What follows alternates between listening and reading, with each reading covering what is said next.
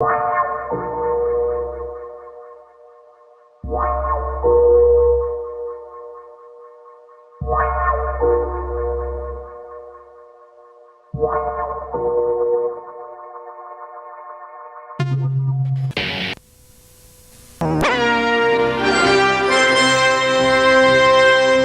was 27 years old, a rock star with a history of drug problems.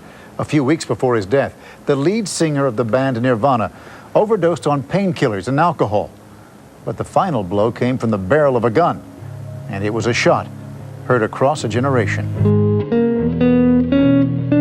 We all know how this story ends. Kurt Cobain died at 27, which means he's now been dead for as many years as he was alive. He was a boy from nowhere who came from nothing but wanted everything, and then became completely discontent when he got to the top of the mountain.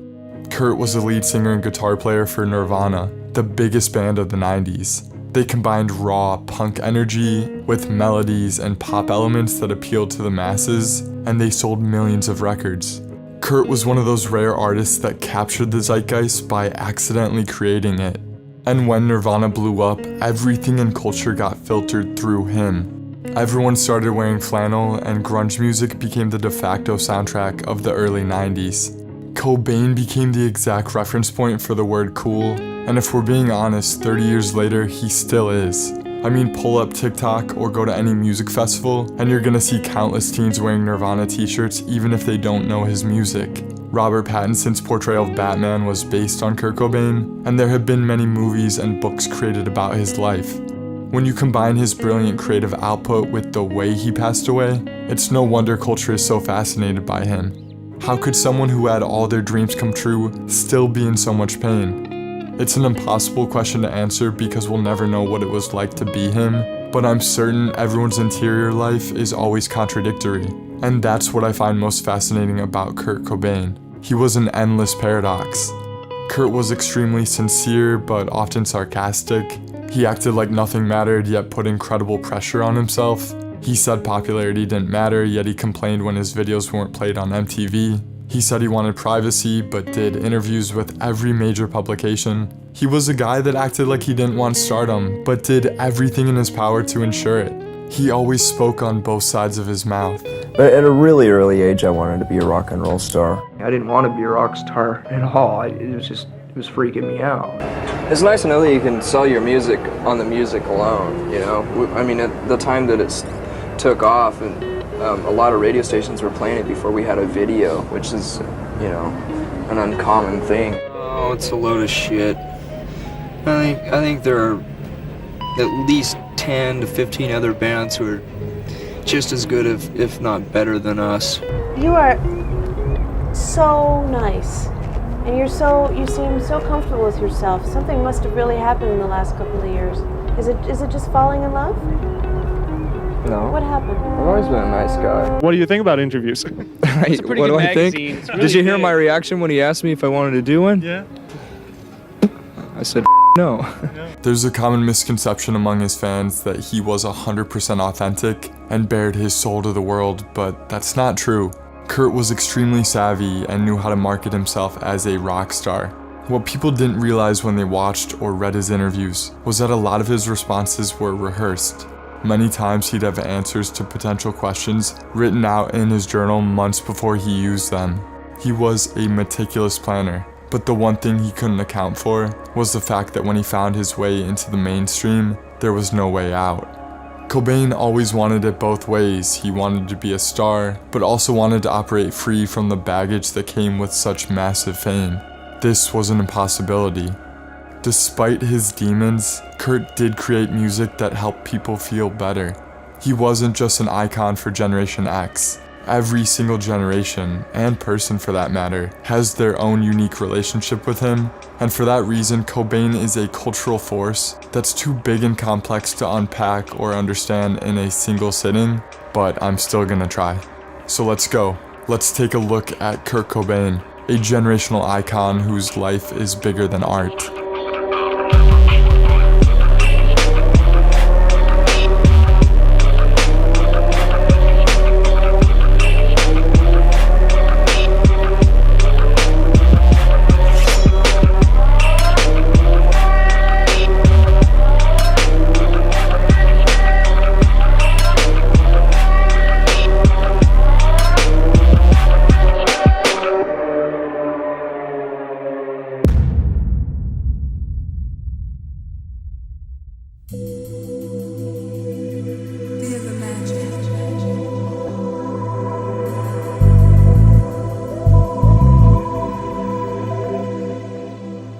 shall resign the presidency effective at noon tomorrow.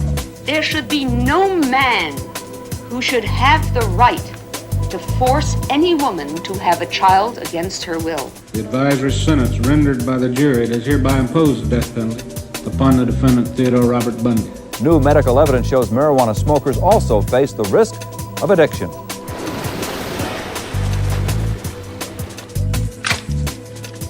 Lennon was shot and killed at about 11 o'clock last night outside his apartment building. 5 seconds left in the game. Do you believe in miracles? Yes!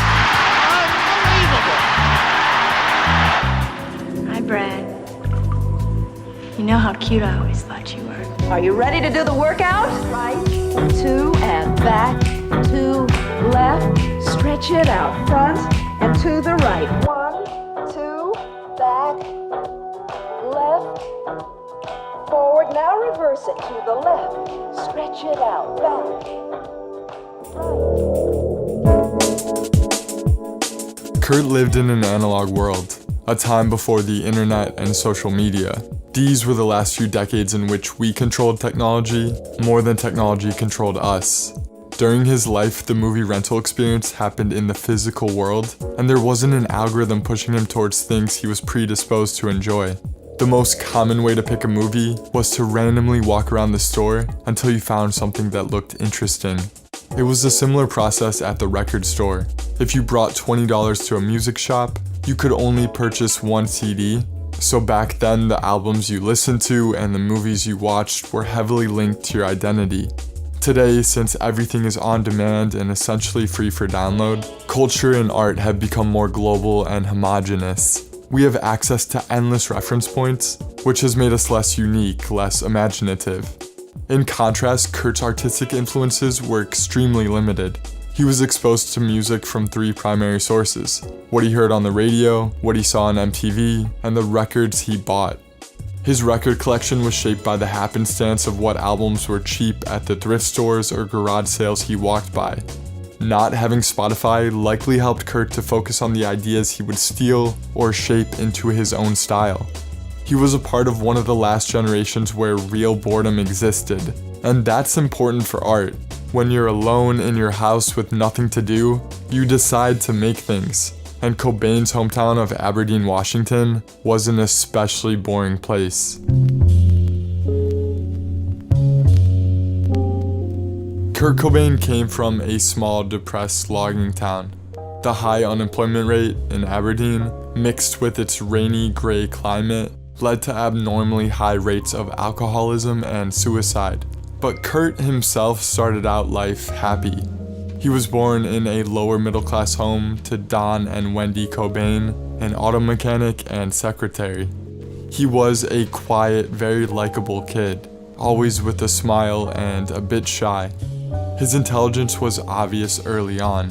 His mom said it kinda scared me because he had perceptions like I've never seen a small child have. Kurt was focused on the world. He would be drawing in a coloring book, and the news would be on, and he was very attuned to that. And he was just 3.5. He knew all about the war. He knew life wasn't always fair. By the age of 5, his talent for drawing stood out. He doodled cartoon characters on his bedroom walls and could draw realistic images just from his memory. At times, like all children, Kurt was a terror and was hyperactive. Because he had so much energy and didn't know where to put it, his parents took him to a doctor and he diagnosed him with ADHD. At 7 years old, he was prescribed Ritalin, along with sedatives to help him come down and fall asleep at night. It's certainly possible that his later drug dependencies were at least partially fostered here, early in life. In February 1976, a week after Kurt's 9th birthday, Wendy informed Don that she wanted a divorce. To Kurt, this divorce was one of the most painful events of his life. No other event had more of an effect on shaping his personality. After that day, Kurt was always a bit melancholic.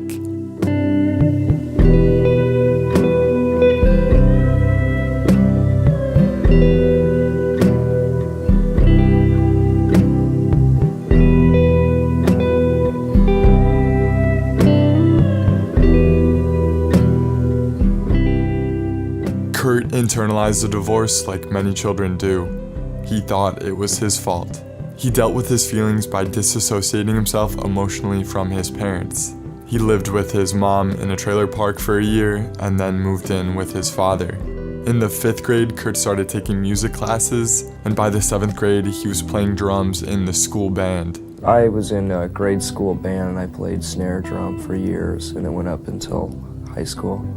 I never learned how to read music either. I always faked my way through it. I would watch the kid in first chair, I would watch him figure out the piece and then I would copy him. When he got a bit older, he swapped out his drums for the guitar. Outside of writing music alone in his room, Kurt began experimenting with drugs in the 8th grade by smoking marijuana and using LSD. By 9th grade, Kurt was a full-on pothead. What started as a social activity became his chosen anesthetic. He also began cutting class regularly. Kurt and his friends would skip school and buy weed or steal booze from a parent's liquor cabinet. We invented our own amusement.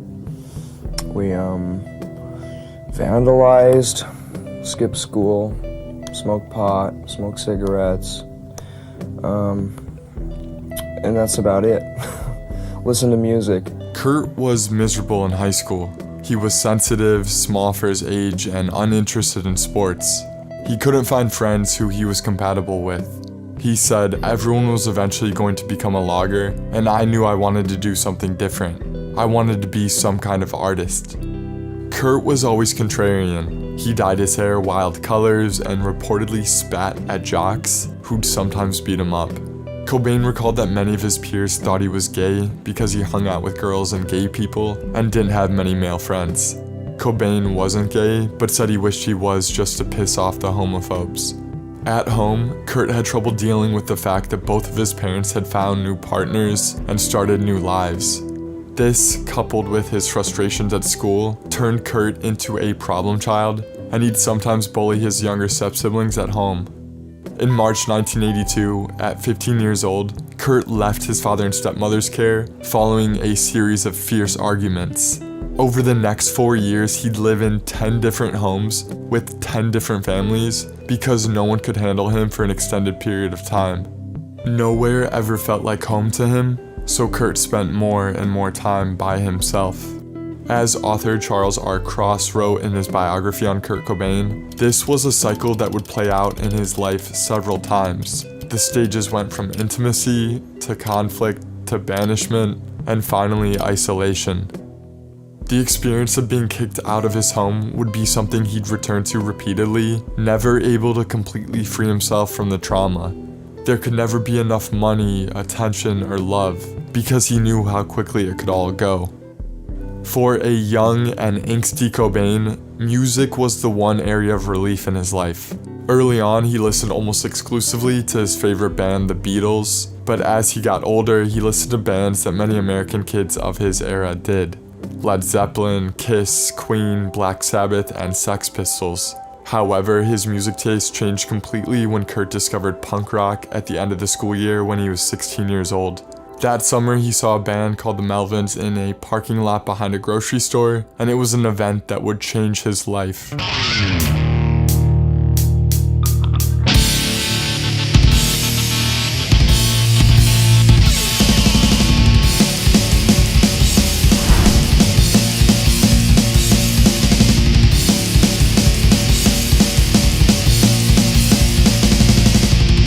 It was the first time that I had seen an audience just get completely loose.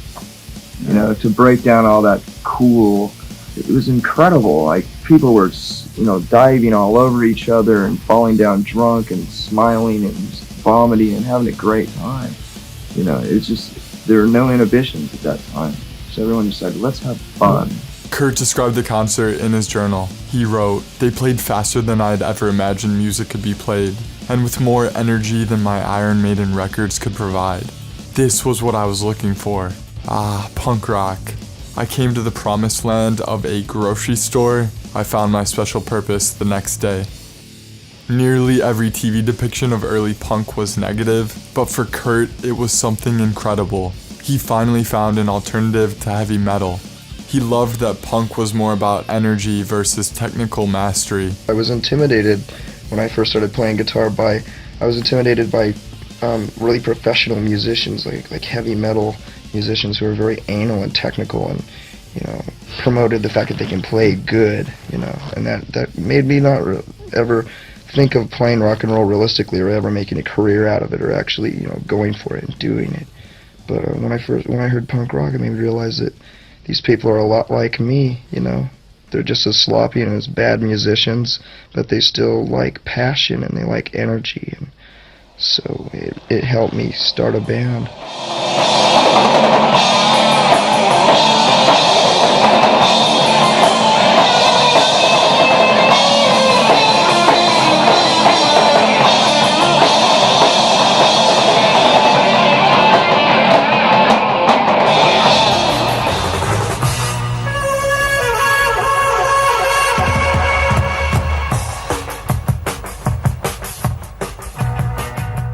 Cobain dropped out of high school just 2 weeks before his graduation when he realized he didn't have enough credits to graduate. He then picked up a job at that same school, working as a janitor. Though he despised work, his guitar made his life tolerable, and he practiced hours each day. His friends and family noticed he was becoming skilled at playing, and it became a major source of self-esteem, although he'd never admit it to others. He wrote in his journal, "Punk rock is art. Punk rock to me means freedom. Punk rock ethic is that absolute denial of anything sacred. I find a few things sacred, such as the superiority of women and the Negro's contributions to art. I guess what I'm saying is that art is sacred. Punk rock is freedom. Expression and right to express is vital. Anyone can be artistic." With the ultimate goal of becoming a famous rock star, Kurt started a band with his goofy 6'7" friend Chris Novoselic. They first met through a common friend at a punk concert in Seattle. The pair then found a drummer in Chad Channing and went through band names like Ed, Ted and Fred, Skid Row, and Fecal Matter before finally settling on Nirvana. What's your definition of Nirvana? Well, the most common word that comes up in every definition that I've read has been freedom. So we kind of like to think of our music as musical freedom in a way, not being tied to a specific genre or a specific sound. Early on, Kurt wasn't making money from his music, so he continued working as a janitor, cleaning motels and a dentist's office. The funny part is that Kurt never really did his job. He'd take naps in the motel rooms and raid the guest refrigerators once they left. When he wasn't pretending to work, Kurt was attending local punk shows, and it was outside one of these clubs that he met his first longtime girlfriend, Tracy Miranda, who was a key figure in his trajectory. After they got together, he moved into her studio apartment in Olympia. Tracy financially supported them both by working an overnight shift in the cafeteria of the Boeing airplane plant in Seattle. Kurt eventually stopped working, so Tracy became his sole benefactor, which allowed his artistic life to blossom in ways it never had before. Being unemployed, Kurt started a routine that he'd follow for the rest of his life. He'd wake up at noon and eat Kraft mac and cheese. After eating, he'd spend the rest of the day doing one of three things: watching TV, practicing his guitar, or creating an art project. He rarely identified himself as an artist, but if you walked into his apartment any afternoon, you were as likely to find him with a paintbrush in his hand as a guitar.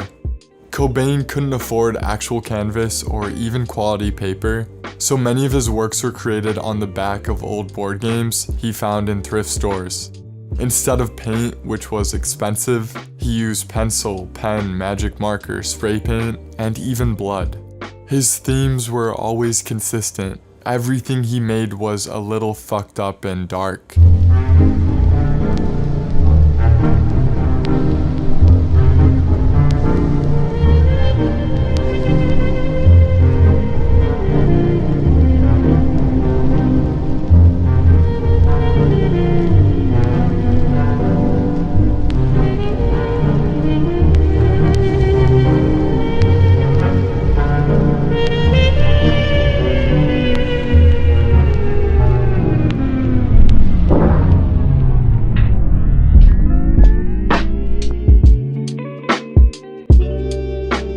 Kurt obsessively wrote in his journal. He filled dozens of notebooks with lyrics, drawings, and writings about his plans for the band, the state of music, and society at large. These journals give us a great look at how Cobain saw himself and the world. In one particularly self-aware entry, he wrote, "I am threatened by ridicule.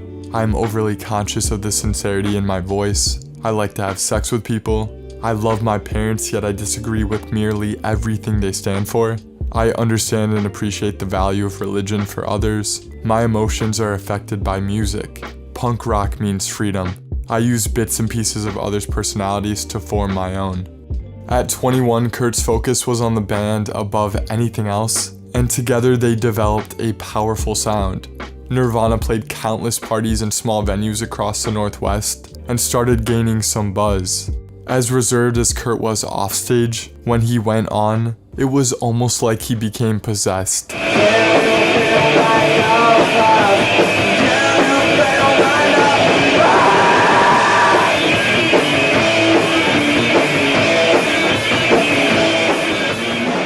We play a very powerful, high-energy type of rock and roll. We move around on stage a lot and just scream with an abandon, I guess.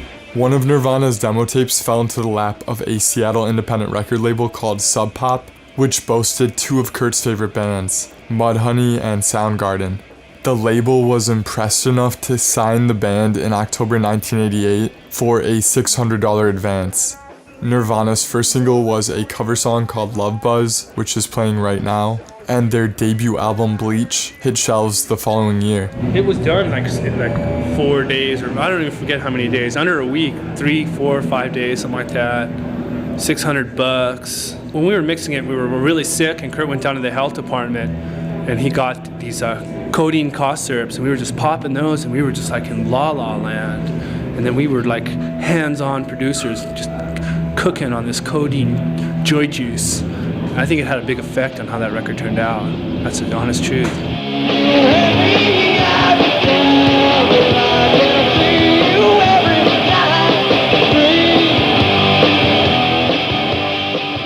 When Bleach came out in 1989, it received praise from critics and sold 40,000 copies, which was impressive for an indie release. These numbers met the expectations of Sub Pop co-founder Jonathan Poneman, but Kurt wasn't content. He thought Nirvana should be way more popular. I thought that they were going to be really successful, but our metric for success was much more modest. Kurt would tell me regularly, we should be selling 1 million of these. And I'd be going, you don't understand, you know? And boy, did I not know what I was talking about. With the goal of selling more records, Kurt wanted out of his contract with Sub Pop and started shopping for another record deal with a major label. Around this time, Kurt fired Chad Channing and brought in Dave Grohl to replace him. The instant Kurt and Chris practiced with Grohl, they knew they had their final drummer. They loved Dave because he hit harder than anyone they'd ever played with.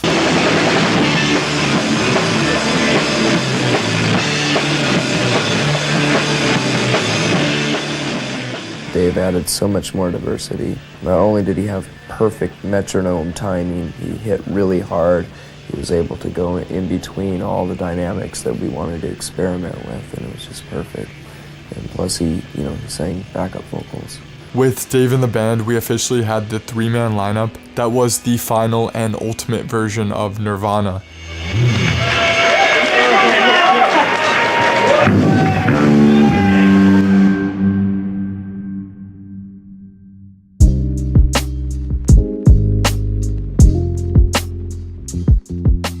Kurt briefly dated a woman named Toby Vale in May 1990. She was a member of a female punk band in Olympia called Bikini Kill. Kurt adored her and wanted to make their relationship exclusive, but she didn't want anything serious and broke up with him in November 1990. Instead of understanding that she was young, busy, and independent, Cobain thought she left him because he didn't deserve her. In the wake of their breakup, he channeled his pain into writing and filled an entire notebook with stream of consciousness rants.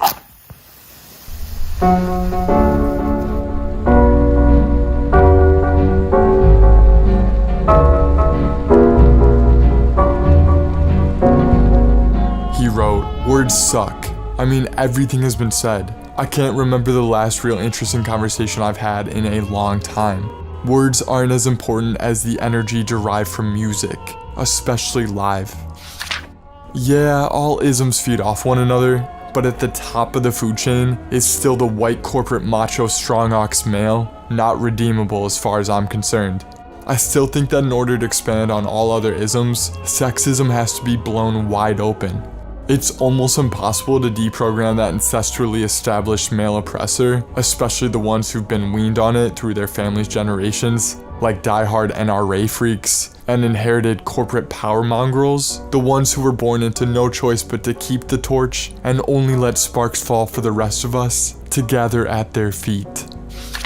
John Lennon has been my idol all my life, but he's dead wrong about revolution. Sit on your ass and be beaten. Bullshit. Arm yourself, find a representative of gluttony of oppression, and blow the motherfucker's head off.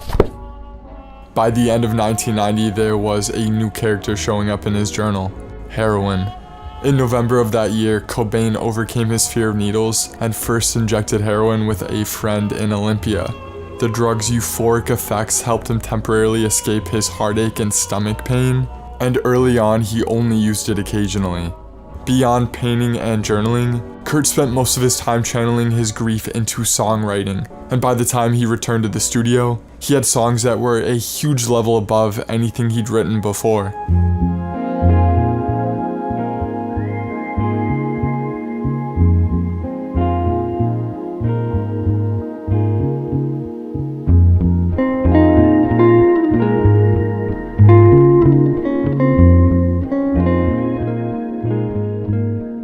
Nirvana recorded 6 demo tracks with producer Butch Vig and used this to shop for a new record label. It wasn't hard to find a deal because Nirvana had already built an audience the old-fashioned way through their endless touring and also had some proven success with their previous album Bleach. A bidding war broke out among a handful of labels, and in April 1991, Nirvana signed to DGC, a smaller imprint of Geffen Records. The band received $287,000 for the deal, which was one of the largest advances for a Northwest band at the time. When Kurt received his first big check, he paid his rent and then drove to the mall and spent almost $1,000 at Toys R Us. The previous winter, while the band was waiting to sign their deal, Kurt and Dave lived together in a small apartment in Olympia, while Chris lived 30 minutes away in Tacoma. For 3 months they drove up to Tacoma each night to practice. Kurt handled all the songwriting and lyrics, and they worked out many of the singles that ended up on their album, including their most popular song ever, Smells Like Teen Spirit, which was Kurt's attempt at making the ultimate pop song.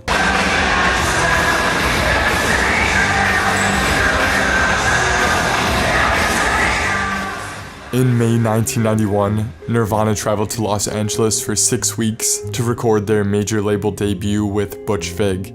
This time around, since they had a big budget, producer, and mixer on the project, Nirvana's brilliant songs didn't get lost in cheap production like their previous work. The original album title was going to be Sheep, but as recording ended, Kurt changed the name to Nevermind, which was a metaphor for his attitude towards life. Why did you entitle the album Nevermind? I don't know. So I could brush off the question. Forget it. Doesn't matter. Doesn't matter. Kurt spent 2 years planning liner notes and various concepts for the album cover, but he threw those ideas away when he watched a television show about underwater childbirth.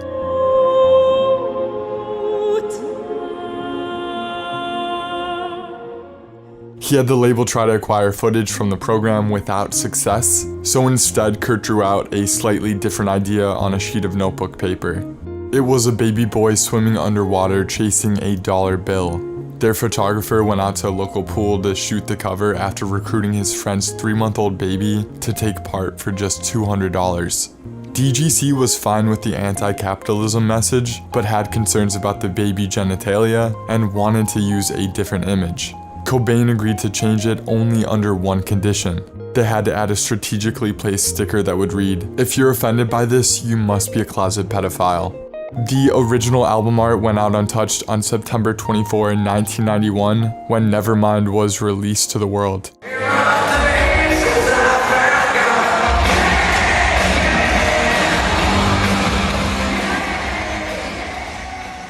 DGC had mild expectations for the album's success and only pressed 46,000 copies. Because of the band's loyal fan base, Nevermind sold out quickly and was unavailable for several days and opened at a modest 144th place on the Billboard charts. Over the next few months, Geffen pressed more copies, and sales increased significantly as the single Smells Like Teen Spirit became super popular thanks in large part to its airtime on MTV. As the band set out for their European tour at the start of November, Nevermind entered the Billboard Top 40 for the first time at number 35. On tour, the band noticed all their shows were now dangerously oversold, and television crews and journalists followed them everywhere. A week after Christmas and 3.5 months after its release, Nevermind jumped to number 1 on the Billboard charts when it knocked off Michael Jackson's Dangerous as the best-selling album in the country. It shot to the top slot after a massive number of kids returned CDs they got for Christmas in exchange for Nevermind. This story is one of a handful of times in history when the underground made its way to the top of the mainstream. Nirvana was now the biggest band in the world, and Cobain was being called the voice of his generation. And now for all your lawn care needs, it's Nirvana! Probably the biggest band in the world right now. Yes, sir, indeed. Please welcome Nirvana. Ladies and gentlemen, Nirvana.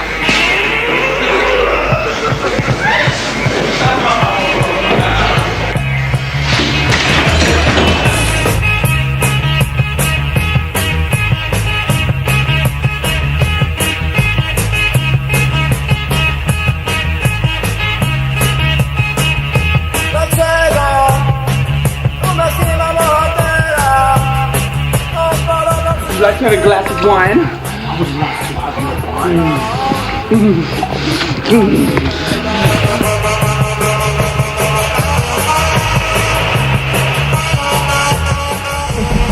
Marijuana has done more for my memory than I can remember.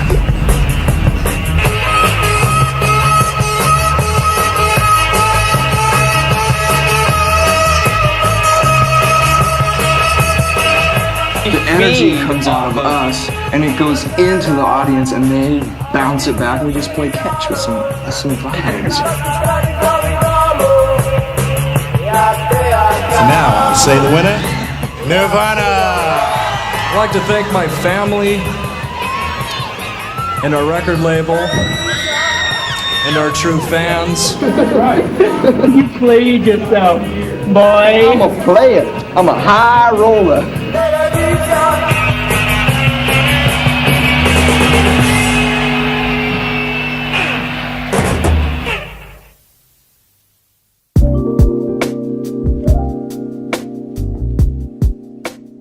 When Nirvana blew up, everyone wanted to be like Kurt.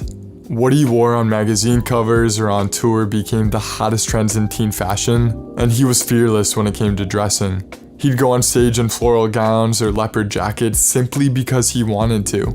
His oversized sweaters, distressed jeans, silk pajama shirts, layered flannels, painted nails, and signature sunglasses became trademarks of grunge fashion. Kurt relished having big audiences and hit songs, and would watch MTV and complain if he didn't see a Nirvana video within a certain period of time. This spoke to the fact that Cobain liked his new position as a famous singer, but acted completely different in public. Kurt was extremely conscious of his punk roots and didn't want to be seen as a sellout, so he constantly downplayed everything. The 90s were not an age for the ambitious. Back then, the worst thing you could be was a sellout, and not because it involved money. Selling out meant you wanted to be popular, and any explicit need for approval was proof that you were terrible. The key to coolness in this decade was disinterest in conventional success, so that's the way Kurt spoke. In an interview with the LA Times, he said, "We had grown up admiring punk bands and thinking all those groups on the pop charts were embarrassing, and suddenly we were one of those bands. Famous is the last thing I want to be." Kurt constantly diminished his music as pop and his lyrics as meaningless. As Chuck Klosterman pointed out in his book The 90s, there was a sense that he was almost inventing intellectual apathy. We're white boy guitar-oriented rock. Nothing new. I mean, we have something in common with anything or any band that has electric guitars in their hands, you know, play drums. You know, every once in a while I'll look at the Billboard charts and I just go, crap, just like I always have, you know. There's nothing to be said, it's all in the music, man. It's all in the music, it's all in the meat. Even though his demeanor was nonchalant, there was now a ton of pressure on Kurt, and he wasn't equipped to handle it. Nirvana played nearly 100 shows on 4 continents in 5 months, and the constant cycle of traveling, performing, and interviews took a massive toll on his mental and physical health. He'd long been suffering from a painful stomach condition, which was aggravated by stress and his screaming singing style. The band never stayed in one place long enough to have a doctor tend to his stomach problem, so to find some relief, he used heroin. I was in pain. I mean, I was in pain for so long that I didn't care if I was in a band. I didn't care if I was alive. You know, waking up starving, forcing myself to eat, you know, barfing it back up. It was like, I'm in pain all the time, you know.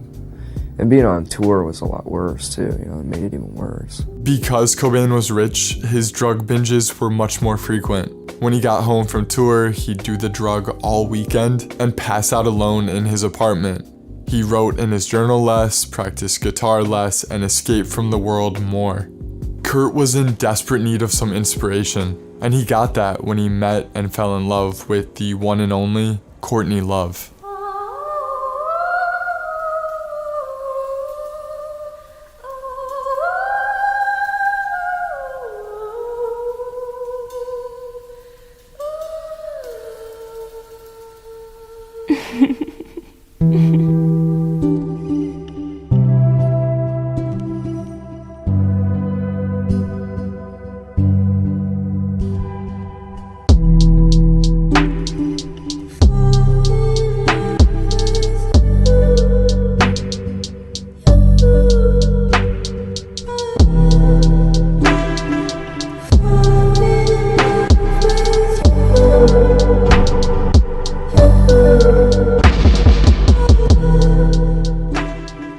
Falling in love is paradoxical because it's both the best and the worst thing that can happen to you.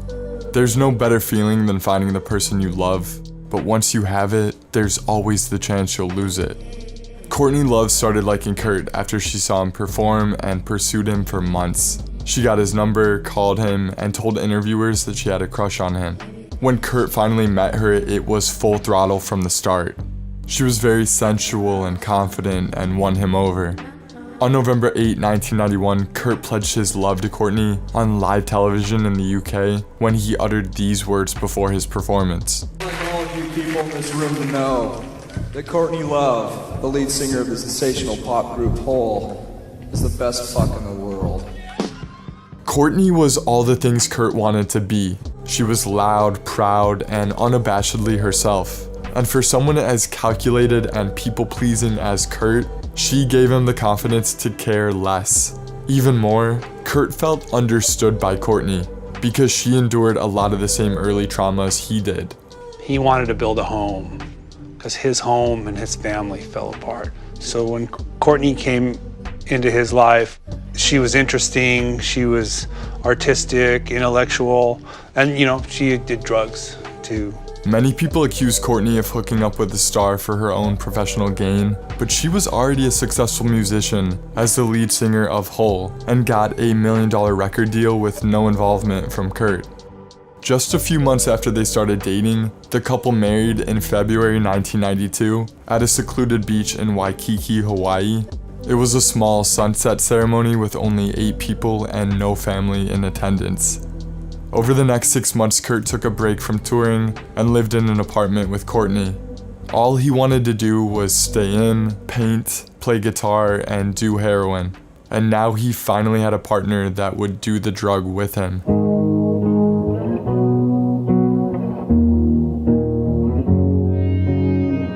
In April 1992, Cobain denied drug rumors by telling Rolling Stone, "My body wouldn't allow me to take drugs if I wanted to because I'm so weak all the time. All drugs are a waste of time. They destroy your memory and your self-respect and everything that goes along with your self-esteem." His sentiment might have been true, but his denial was of course a lie.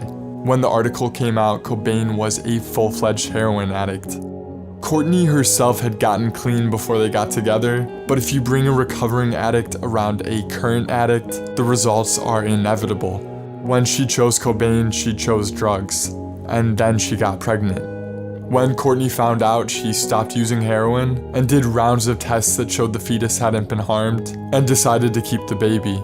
The prospect of a baby gave Kurt a small beacon of hope in what had become an increasingly bleak existence. When he looked at the sonograms, he kept saying, "Look at that little bean." So they named her Frances Bean Cobain. She arrived on August 18, 1992, and to the relief of everyone close to the couple, the baby was completely healthy. However, that didn't matter to the public once a Vanity Fair article titled "Strangelove" came out in September, which accused Courtney of using heroin throughout her pregnancy. This article moved Kurt and Courtney out of the rock magazines and into the public consciousness. Newspapers across the US ran harsh stories about the couple, and one magazine, The Globe, went as far as running a headline story titled "Rock Star's Baby is Born a Junkie," complete with a picture of a deformed newborn, which they falsely implied was Frances. When she was just a few weeks old, child welfare officers removed Frances from her parents' home, based almost entirely on the Vanity Fair story. A court hearing followed, and around her 7-month birthday, Frances was finally returned to her parents' care. After this experience, Kurt was suspicious of the people around him and became extremely selective of the interviews he did. I mean, the woman in Vanity Fair came into our house with an agenda. She knew exactly what kind of article she was going to write before she even met us before. She knew that she hated Courtney because of the rumors she'd heard, and she believed them and decided to write a crucifixion piece. It's as simple as that. 2 days after the court hearing, Kurt flew to England. A new baby, drug problems, tabloids, and court aside, he was needed on stage. Nirvana was headlining the 1992 Reading Festival.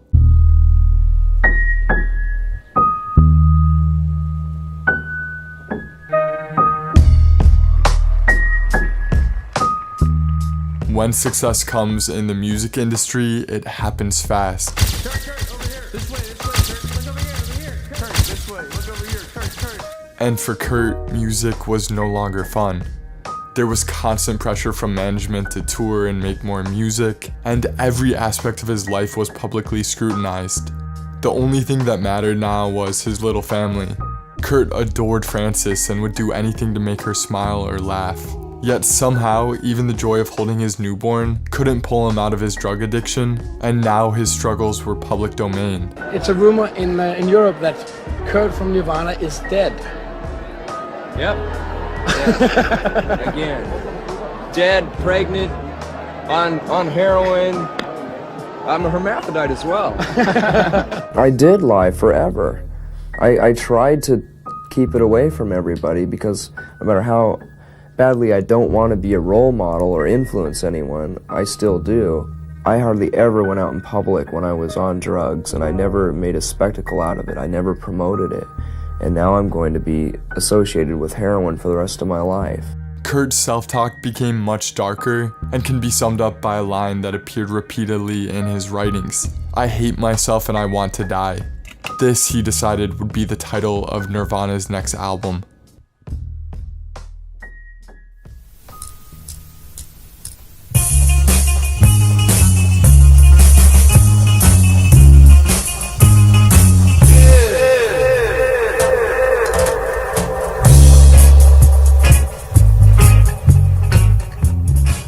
Millions of fans adored the album Nevermind, but Cobain was now embarrassed by it. He thought it was too commercial and pop sounding, so on their next record he wanted to bring the band back to their punk roots. In February 1993, the band traveled to Frigid, Minnesota to record their third album with esteemed engineer Steve Albini. When Nirvana made music, there usually wasn't a lot of conversation. Kurt would play a riff, and Chris would tune into what he was doing, and Dave would play along with the two of them. Recording sessions started on February 14, and the entire album was recorded in 14 days. Albini said Kurt was focused and sober throughout the sessions, and recorded all his vocal tracks in just 6 hours. It was only after Chris convinced Kurt that Nirvana might face lawsuits with the title "I Hate Myself and I Want to Die" that he agreed to change the name. At one point you're going to call it "I Hate Myself and I Want to Die"? just like Rape Me, you know, the title itself confuses people. People would take it too literally. They think we were being serious because no one sees the funny side of us hardly. You know, every picture, you know, if we take a photo shoot, you know, we may smile or make goofy faces 90% of the time, and if we frown for 3 seconds, they'll use those 3-second shots. Cobain switched titles to In Utero, which came from one of Courtney's poems. As is common with many artist relationships, the two began to think alike, share ideas, and edit each other's work. Courtney made him a more careful writer, and this album is likely the best songwriting of his career. On September 13, 1993, Nirvana's final studio album was released.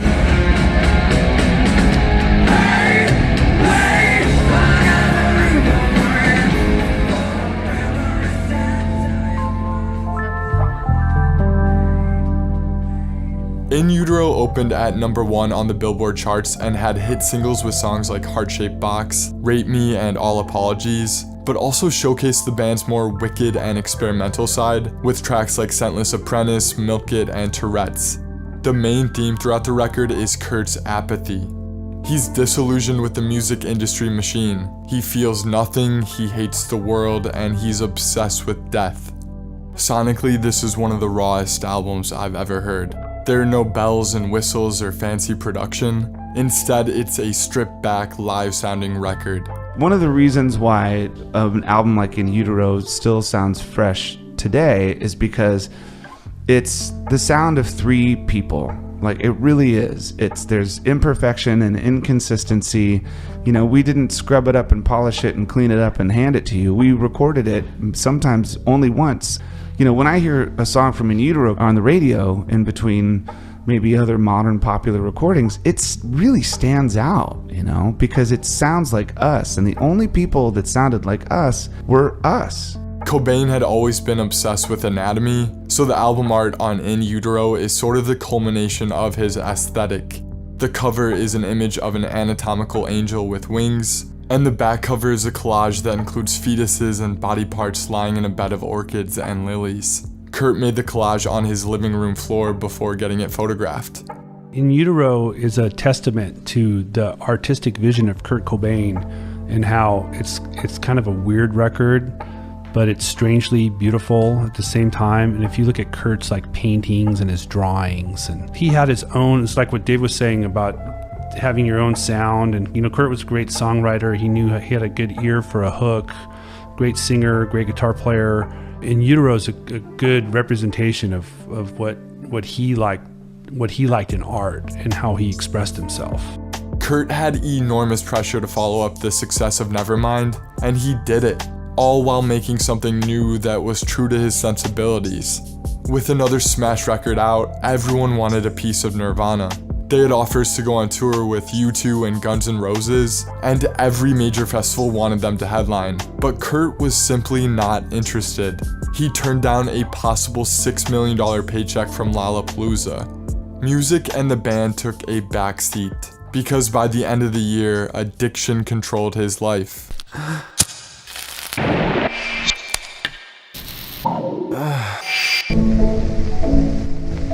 In Palm Sunday, an autobiographical book by Kurt Vonnegut, he writes, "A friend of mine once spoke to me about what he called the existential hum, the uneasiness which keeps us moving, which never allows us to feel entirely at ease.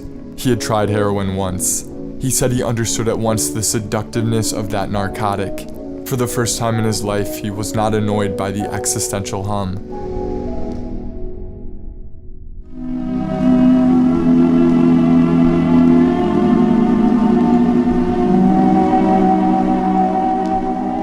By the summer of '93, Kurt was using heroin almost every day. His interest was in escape, and the quicker and more incapacitating, the better. As a result, overdosing became routine, and he had a dozen documented near-death situations in that year alone. Cobain tried treatment. He attended individual therapy, group therapy, and even 12-step meetings, and would journal about his inability to get off the drug. He wrote, "I remember someone saying if you try heroin once, you'll become hooked. Of course, I laughed and scoffed at the idea, but now I believe this to be very true.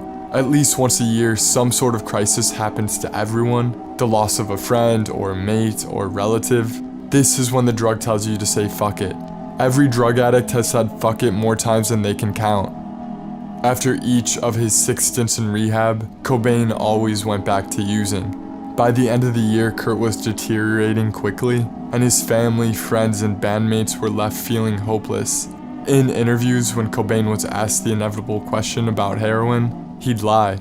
He talked about his use in the past tense, saying he did it for about a year on and off. As I expected, before I started doing heroin, I realized that I knew at the beginning that it would become just as boring as marijuana does, you know. Like all drugs, after a few months, it's just as boring as, you know, breathing air. He also lied about the state of the band. At this point, there was clear tension within Nirvana. Kurt started threatening to fire his bandmates, refused to practice, and turned down festival shows that the other guys wanted to play. But of course, in interviews, he acted like things were better than ever. I don't know, I just think our morale is at its best right now, you know? I don't know, since I haven't had a stomach problem and I've had a child and I'm married now, you know, I mean, I'm sure I'm a lot easier to deal with, you know, I'm not as grumpy as I used to be. I couldn't be happier right now. Kurt's roller coaster of moods affected everyone around him and fluctuated depending on whether he'd been fighting with Courtney. He began surrounding himself almost exclusively with a different set of friends now, many of whom were also drug addicts, so Chris and Dave stopped feeling welcome. You know, I don't do drugs. Right. I haven't done drugs since I was a kid. Right. 20 years old, I think is when I stopped. And so, you know, there were drugs around. And there was like the people who did the drugs, and then there were people that didn't do the drugs. And I didn't do the drugs. And so I was just out of that world, you know. And if you're in it, you're in it. If you're not, you're out.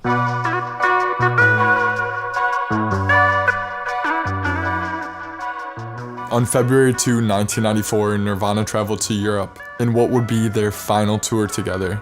Kurt was depressed and in no condition to play, but the record company wanted the band on the road to cash in on their latest record, In Utero. The first couple shows went surprisingly well. The band didn't hang out much anymore, but their chemistry on stage was still undeniable.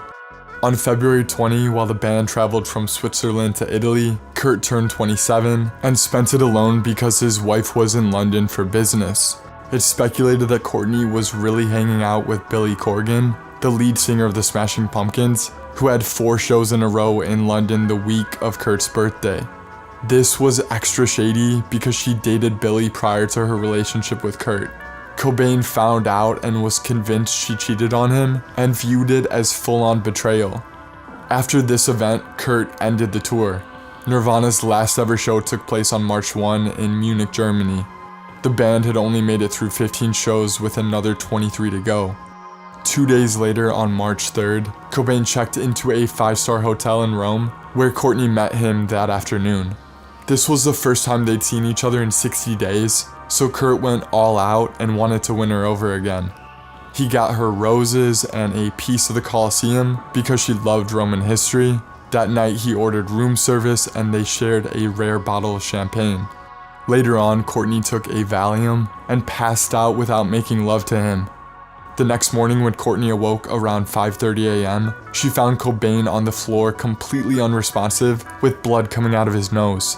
In his pocket, he had written a note that said, "You don't love me anymore." Love frantically called down to the front desk and an ambulance rushed Cobain to a nearby hospital where his stomach was pumped and emptied.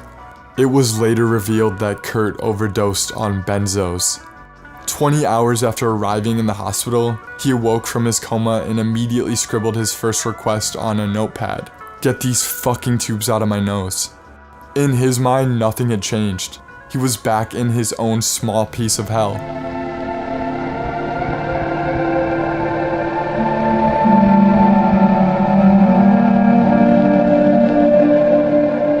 After Rome, Kurt was never the same and declined rapidly. He shut everyone out.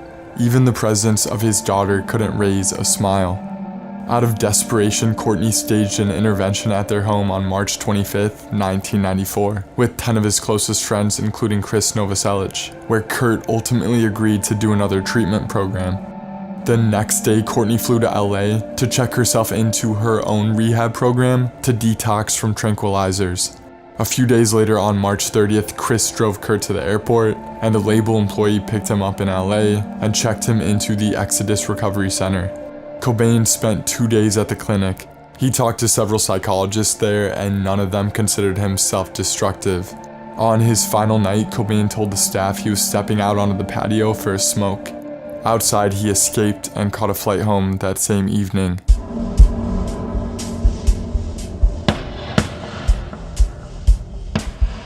A curious thing about life is that we can never know what it's like to be another person. We can express emotions and share ideas through language, but ultimately life is subjective and experienced alone. Consciousness is sort of like a running film playing in your mind, and your inner voice is the never-ending conversation on how that film is going. By the end of his life, Kurt's inner voice was completely warped and dark, fueled by his drug use. He built up ideas not based in reality. He was convinced no one liked him and that everyone was against him. The intrusive thoughts became relentless. What are you doing? Who are you trying to fool, Kurt? You're a fuck up. You're worthless. You have no self-control. You're too weak for that. Courtney doesn't love you anymore. She left you. How could she love a piece of shit like you anyway? Courtney's better off without you.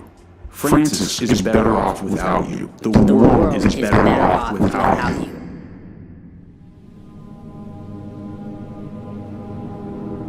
When Courtney found out Kurt escaped from rehab, she canceled his credit card and hired a private investigator to track him down. At the same time, Kurt's mom filed a missing persons report with the Seattle police. One of Francis's nannies briefly saw Kurt at home on April 2nd, but never saw him again. In his final days, it's believed he wandered around town with no clear agenda. Neighbors say they spotted him in a park near his house, looking ill and wearing a hunting hat, thick jacket, and sunglasses to try and not get recognized. On April 5th, 1994, our story ends. Cobain had made his mind up. He was done with the world.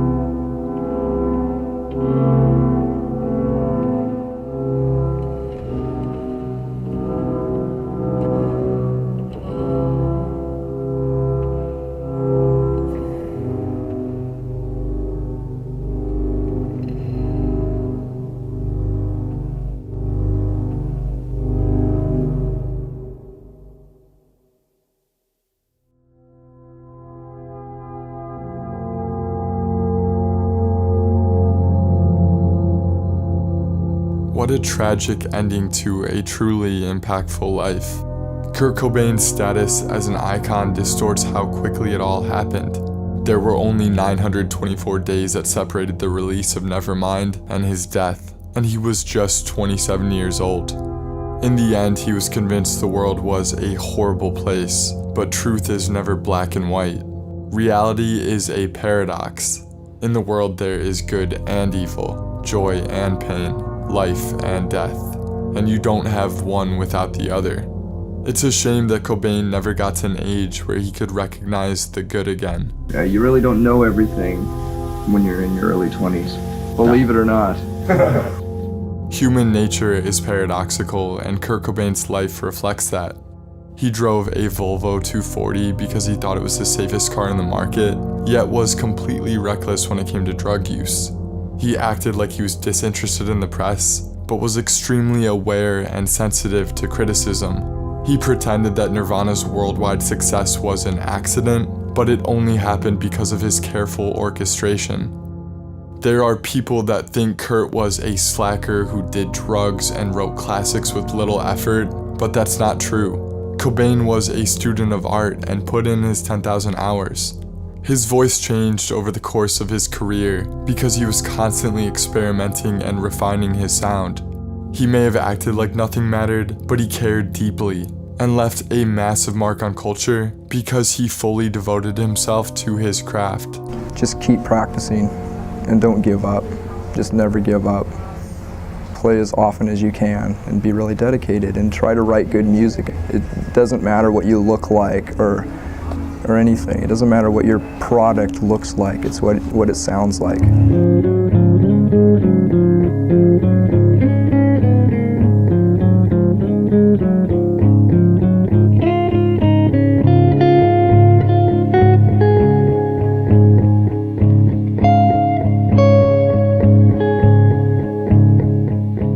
Obviously, I didn't know Kurt. I wasn't even alive when he died, yet he's someone that I feel like I knew, and that must be how all his fans feel. His struggles and his duality are extremely relatable, and that's why every generation identifies with him. If you're watching this video, you've managed to find a reason to live, or are sticking around to find one. Hang in there. Some of your best days haven't happened yet. You have not seen it all. You have not felt it all. There are more people for you to meet, places to see, and experiences to have. When you're going through it, it's hard to remember what it feels like to be okay, but how you feel right now is not how you will always feel. Seek help if you need it. Don't be afraid to share your struggles. We're all alone in this together. I wish Cobain would have understood this, but without a doubt his legacy is his art, which will stay with us forever.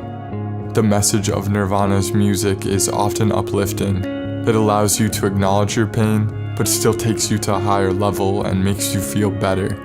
Kurt's music has outlived his own life and his darkest demons, and the positivity from his work will trickle down for generations to come.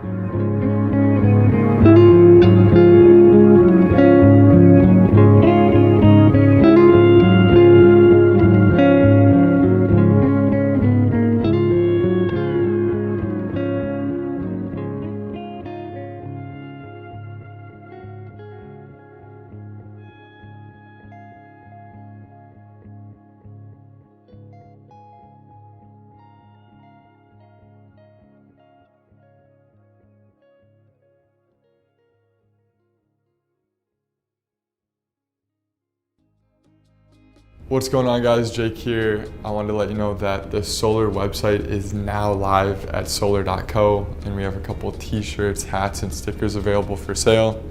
I got the 2 t-shirts designed by 2 different artists. The heart was done by a Japanese artist, and then the mermaid dolphin was done by an Italian artist. And we got these t-shirts screen printed down the street in Puerto Rico.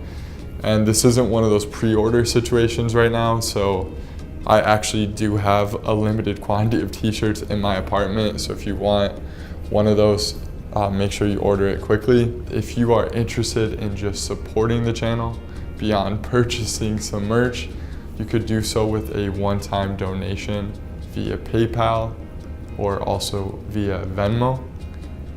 And then if you yourself are a creative person and you're inspired by this video, you're inspired by the work being done on this channel, you can support me via Patreon.